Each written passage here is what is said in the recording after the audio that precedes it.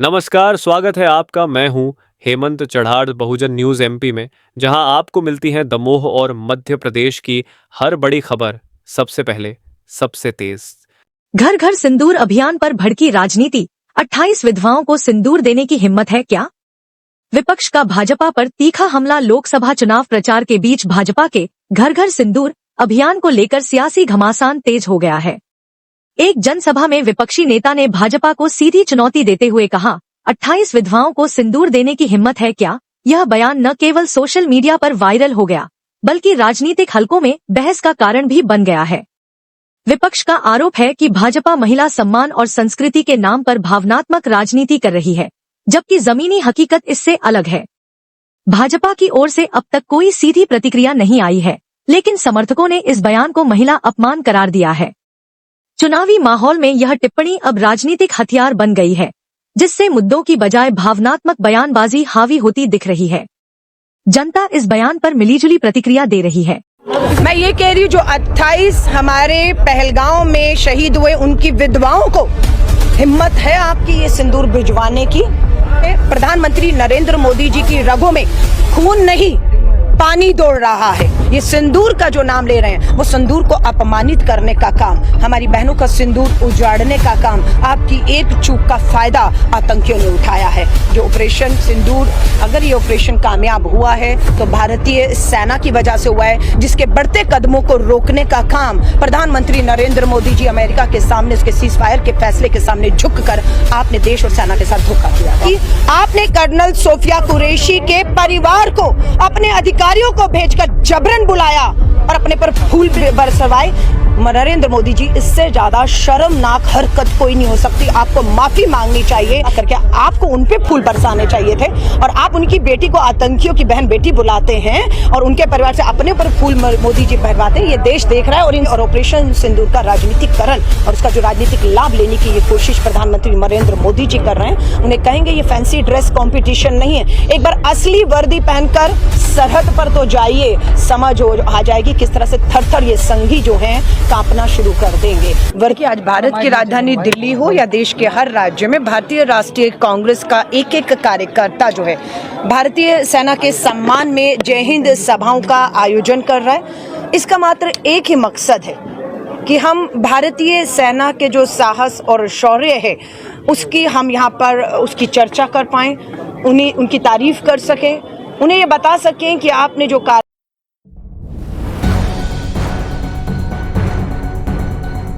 दमोह में बुजुर्ग महिला को मिला स्वास्थ्य सुरक्षा का अधिकार। सीएमएचओ ने स्वयं बनवाया आयुष्मान कार्ड। दमोह जिले के विकासखंड पथरिया स्थित मुड़िया उपस्वास्थ्य केंद्र में मुख्य चिकित्सा एवं स्वास्थ्य अधिकारी सीएमएचओ डॉक्टर मुकेश जैन ने 30 मई को आकस्मिक निरीक्षण के दौरान एक बुजुर्ग महिला सुमतरानी का आयुष्मान कार्ड स्वयं के समक्ष बनवाकर मानवीय संवेदनशीलता का परिचय दिया। 70 वर्षीय महिला ने भावुक होकर कहा, अब हमारा इलाज भी बड़ी और प्राइवेट अस्पताल में हो सकता है। डॉक्टर जैन ने आयुष्मान आरोग्य मंदिर, पिपरिया चंपत और सीतानगर उपकेंद्रों की भी स्वास्थ्य सेवाओं की प्रगति की समीक्षा की। उन्होंने गर्भवती व जोखिमग्रस्त महिलाओं, एनीमिया उपचार, टीकाकरण व जीवन रक्षक दवाओं की उपलब्धता पर विशेष ध्यान देने के निर्देश दिए। साथ ही 70 वर्ष आयु वर्ग के सभी ग्रामीणों के आयुष्मान कार्ड शीघ्रता से बनाने और मच्छरजनित रोगों पर सतर्कता बनाए रखने के निर्देश भी दिए। निरीक्षण के दौरान स्वास्थ्य कर्मियों को स्वच्छता और जन जागरूकता पर बल देने की सलाह दी गई।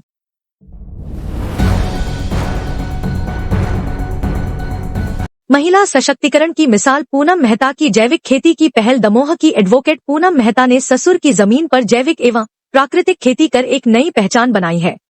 उन्होंने पारंपरिक खेती से हटकर जैविक तरीकों को अपनाया, जिससे न केवल उनकी फसल की गुणवत्ता बढ़ी बल्कि पर्यावरण संरक्षण को भी बढ़ावा मिला। पूनम मेहता का मानना है कि किसानों को अब रासायनिक खेती छोड़कर प्राकृतिक खेती की ओर बढ़ना चाहिए। प्रधानमंत्री और मुख्यमंत्री की मंशा भी यही है कि किसान जैविक खेती अपनाएं, जिससे भूमि की उर्वरता बनी रहे और स्वास्थ्य पर सकारात्मक प्रभाव पड़े।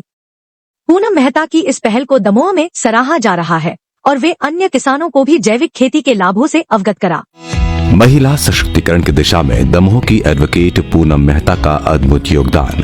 दमोह जिले के एडवोकेट पूनम मेहता ने महिला सशक्तिकरण का बेहतरीन उदाहरण पेश किया है। हम लोग यहाँ दमोह के रहने वाले हैं। मैं पेशे से वैसे तो एडवोकेट हूँ, लेकिन ये हमारी खुद की, हमारे ससुर की जमीन है, इसलिए हम लोग यहाँ पर प्राकृतिक खेती पिछले 4 साल से कर रहे हैं। वे अपने ससुर की 25 एकड़ जमीन पर प्राकृतिक खेती कर बासमती चावल, लाल गेहूं, मसूर, अलसी और रागी का उत्पादन कर रही हैं। वे पूरी तरह से प्राकृतिक खेती कर रहे हैं और अपने उत्पादों को देश के विभिन्न हिस्सों तक पहुंचा रहे हैं और वे महिलाओं और मजदूरों को रोजगार भी दे रही हैं। वे किसानों को मुफ्त में बीज, खाद और तकनीकी प्रशिक्षण उपलब्ध कराती हैं। उनके इस जज्बे और मेहनत से न केवल उनका परिवार बल्कि गांव की कई महिलाएं आत्मनिर्भर बन रही हैं। पूनम मेहता का यह प्रयास प्रधानमंत्री और मुख्यमंत्री की मंशा के अनुरूप किसानों को जैविक खेती की ओर प्रेरित कर रहा है।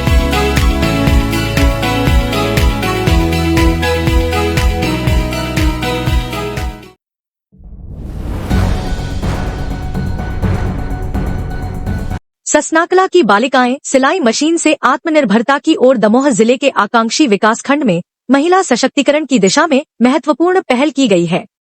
ससनाकला की 5 बालिकाएं सिलाई मशीन के माध्यम से आत्मनिर्भर बनने की राह पर हैं। यह पहल उन शाला त्यागी बालिकाओं को सशक्त बनाने के लिए की गई है जिन्हें बाल विवाह की आशंका थी या जो शिक्षा से वंचित रह गई थी। झलोन और आसपास की 11 ग्राम पंचायतों में 40 बालिकाओं को रेडीमेड गारमेंट्स का प्रशिक्षण दिया गया, जिससे वे स्वरोजगार की ओर बढ़ सकें।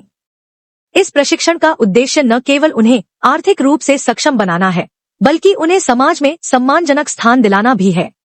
यह पहल महिला सशक्तिकरण और स्वावलंबन की दिशा में एक महत्वपूर्ण कदम साबित हो रही है। बेटी बचाओ बेटी पढ़ाओ योजना के अंतर्गत महिला एवं बाल विकास विभाग द्वारा ममता संस्था के सहयोग से जिले के आकांक्षी विकास खंड को बाल हितैषी पंचायत निर्माण हेतु पायलट के रूप में चयन किया गया, जिसमें सर्वप्रथम आंगनबाड़ी कार्यकर्ताओं को प्रशिक्षित कर इन पंचायतों की शाला त्यागी बालिकाओं को बाल विवाह की आशंकाओं को रोकने और वापस शालाओं में जोड़ने के उद्देश्य से विभाग द्वारा सेट मैप के तकनीक सहयोग से शाला त्यागी बालिकाओं को रेडीमेड गारमेंट्स का प्रशिक्षण दिया, जिसके परिणाम स्वरूप बालिकाएं स्वयं के मशीन से स्वावलंबन बन रही हैं। जहां एक और शाला त्याग चुकी बालिकाओं के लिए माता पिता विवाह की सोच रहे थे, अब वही बालिकाएं खुश हैं कि अब माता पिता इसके अलावा अब हमारे बेहतर भविष्य के बारे में सोच रहे हैं। यह प्रयास महिला सशक्तिकरण की मिसाल बन गया है, जो जीवन बदलने की उम्मीद जगा रहा है।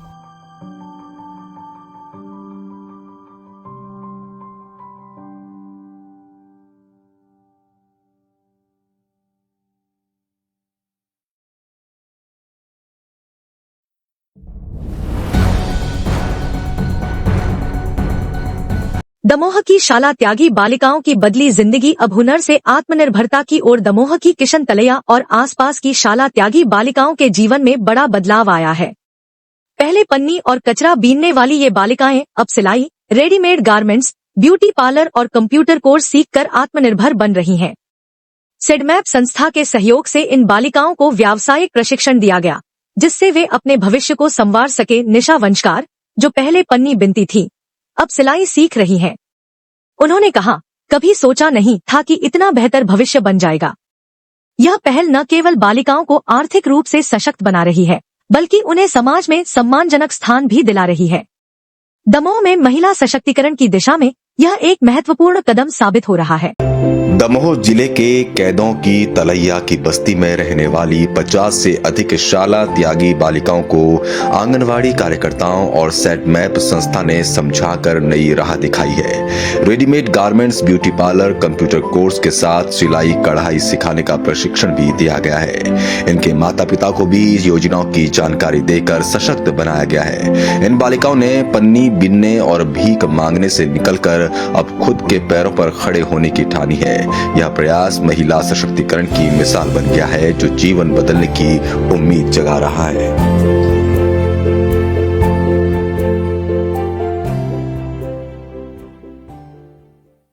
संस्कार है। मैं किशन तलैया से आती हूँ। पहले हम लोग सोचा नहीं था कि इतना अच्छा भविष्य बन जाएगा, और पन्नी बीनने जाते थे तो 190 को बिन लेते थे। अब इधर सिलाई मशीन सीखते हैं, तो सीख लेंगे तो हमारे लिए काम आ जाएगा। हमारे सर बहुत अच्छे हैं, मैम बहुत अच्छा सिखाती हैं, और हम लोग सीख भी बहुत कुछ रहे, पार्लर भी इधर सिखाते हैं और कंप्यूटर भी सिखाते हैं और सिलाई मशीन भी सिखाते हैं। बहुत अच्छा लग रहा है, हम लोग का अच्छा ही भविष्य बन रहा है, तो सर के लिए थैंक यू।